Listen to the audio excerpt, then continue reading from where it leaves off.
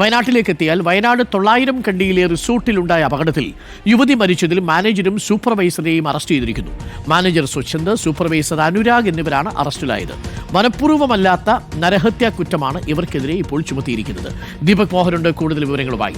Deepak Mohan, good morning. Deepak Mohan, നിർഭാഗ്യകരമായ സംഭവമാണ് അന്നവിടെ ഉണ്ടായത്. ടെന്റ് തകർന്നു വീഴാനിടയായത്. വേണ്ടത്ര രേഖകളും ലൈസൻസും ഒന്നുമില്ല ഈ സ്ഥാപനത്തിന്. മനഃപൂർവ്വമല്ലാത്ത നരഹത്യയാണ് ചുമത്തിയിരിക്കുന്നത്.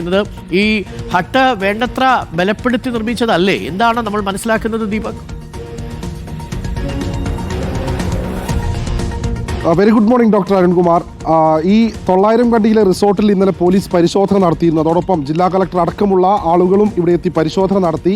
യാതൊരു വിധത്തിലുമുള്ള സുരക്ഷാ ക്രമീകരണങ്ങളൊന്നും തന്നെ ഈ റിസോർട്ടിൽ ഒരുക്കിയിട്ടില്ല എന്നുള്ളത് പ്രാഥമികമായി തന്നെ പോലീസിന് മനസ്സിലായി. തുടർന്നാണ് ഈ റിസോർട്ടിലെ മാനേജറും ഒപ്പം സൂപ്പർവൈസറുമായ അനുരാഗ്, സ്വച്ഛന്ദ് എന്നീ 2 ആളുകളെ പോലീസ് കസ്റ്റഡിയിലെടുത്ത് ഇപ്പോൾ അറസ്റ്റ് ചെയ്തിട്ടുള്ളത്.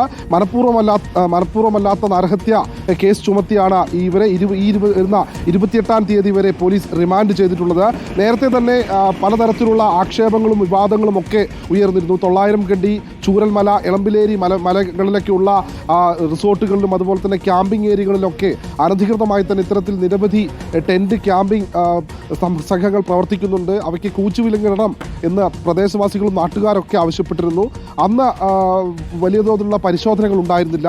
മാത്രമല്ല കഴിഞ്ഞ 5 വർഷത്തിനിടയ്ക്ക് ഈ 900 കണ്ടി, എളമ്പിലേരി വനമേഖലകളിൽ ഈ വന്ന് ഇതുപോലെ മരണത്തിന് കീഴടങ്ങിയ വിനോദസഞ്ചാരികൾ 3 ആളുകളാണ്. കഴിഞ്ഞ 2021 ഇതുപോലെ ടെന്റിൽ താമസിച്ചിരുന്ന കണ്ണൂർ സ്വദേശിയായ ഒരു യുവതി മരിച്ചിരുന്നു. ഇന്നലെ രാവിലെയാണ് 900 കണ്ടിയിലെ ടെന്റഗ്രാം എന്ന ഈ റിസോർട്ടിലെത്തിയ നിലമ്പൂർ സ്വദേശിയായ നിഷ്മ എന്ന 25 വയസ്സുകാരി ടെന്റിന് മുകളിലെ മേൽക്കൂര തകർന്നു വീണ മരിച്ചത്. ഇന്നലെ ഇവിടെ എത്തി നമ്മൾ കണ്ട കാഴ്ച എന്ന് പറയുന്നത് ആ പ്രദേശത്ത് നിരവധി തരത്തിലുള്ള ചെറിയ ചെറിയ വള്ളിക്കുടിലുകളുണ്ട്. ഈ കുടിലുകളൊന്നും തന്നെ കൃത്യമായി സുരക്ഷാ ക്രമീകരണങ്ങൾ ഒരുക്കിയിട്ടില്ല. മാത്രമല്ല ഈ റിസോർട്ടിൽ CCTV ക്യാമറകളില്ല. രാത്രി ഈ മേഖലകളിൽ കൃത്യമായി വെളിച്ചം പോലും ഇല്ലാതെയാണ് സഞ്ചാരികൾക്ക് റൂം പോലുള്ള സൗകര്യങ്ങൾ ഒരുക്കി കൊടുക്കുന്നത് എന്നുള്ളത് ഇന്നലെ പ്രാഥമികമായി വ്യക്തമാണ്. 2 കോലും കൊണ്ട് അവിടെ വെക്കും, അതിന്റെ പുറത്ത് 2-3 തളിക്കഷണങ്ങളും വെക്കും, എന്നിട്ട് എന്തെങ്കിലും വെച്ച് മറയ്ക്കും, ടെന്റ് എന്ന പേരും കൊടുക്കും, 4000 രൂപ 3500 രൂപയ്ക്ക് വാടകയ്ക്ക് കൊടുക്കുകയും ചെയ്യും. ഇതല്ല സാർ ഉത്തരവാദിത്വ ടൂറിസം എന്ന് പറയുന്നത്. കുറച്ചുകൂടിയൊക്കെ വൃത്തിയായിട്ട് മെനയായിട്ടൊക്കെ കൊടുക്കാൻ പറ്റും. കുറച്ചുകൂടിയൊക്കെ നല്ല രീതിയിൽ ശ്രദ്ധിക്കുക എന്നുള്ളതാണ്. അതിഥികളാണ്, അവരുടെ ജീവൻ വളരെ വിലപ്പെട്ടതാണ്. ഇത് തകർന്നു വീണ ആ കുട്ടിയുടെ ജീവൻ നഷ്ടപ്പെട്ടത് കണ്ടില്ലേ?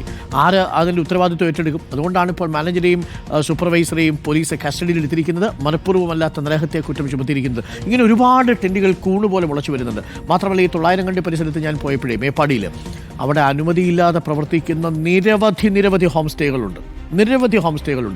ഞാൻ പ്രത്യേകിച്ച് എൻ്റെ പ്രിയപ്പെട്ട വിനോദസഞ്ചാര യാത്രയൊക്കെ നടത്താൻ താല്പര്യമുള്ള ആളുകളോട് പറയാം, അനുമതിയില്ലാത്ത, അംഗീകാരമില്ലാത്ത ഹോം സ്റ്റേകളിൽ പോയി താമസിക്കാൻ നിൽക്കരുത്. അവിടെ എന്താണുള്ളതെന്നോ അവിടുത്തെ മനുഷ്യർ എങ്ങനെയാണെന്നോ നമുക്കറിയില്ല. അതേപോലെ അവിടെയുള്ള സുരക്ഷാ സംവിധാനങ്ങളും അറിയില്ല. യാത്ര ചെയ്യുമ്പോൾ ക്രെഡിബിളായ ഏജൻസിയുടെ സർട്ടിഫിക്കറ്റുള്ള സ്ഥാപനങ്ങളിൽ മാത്രം നിങ്ങൾ താമസിക്കാൻ പ്രത്യേകം ശ്രദ്ധിക്കണം കേട്ടോ. ഇപ്പോൾ ഒരു 500 രൂപ കുറഞ്ഞു കിട്ടും എന്ന് കരുതി സുരക്ഷിതമല്ലാത്ത സ്ഥലത്ത് പോയി താമസിക്കരുത് എന്ന് ഒരിക്കൽ കൂടി ഓർമ്മപ്പെടുത്തുന്നു. 900 കണ്ടിയിലെ അനുഭവം അതാണ് ഓർമ്മപ്പെടുത്തുന്നത്.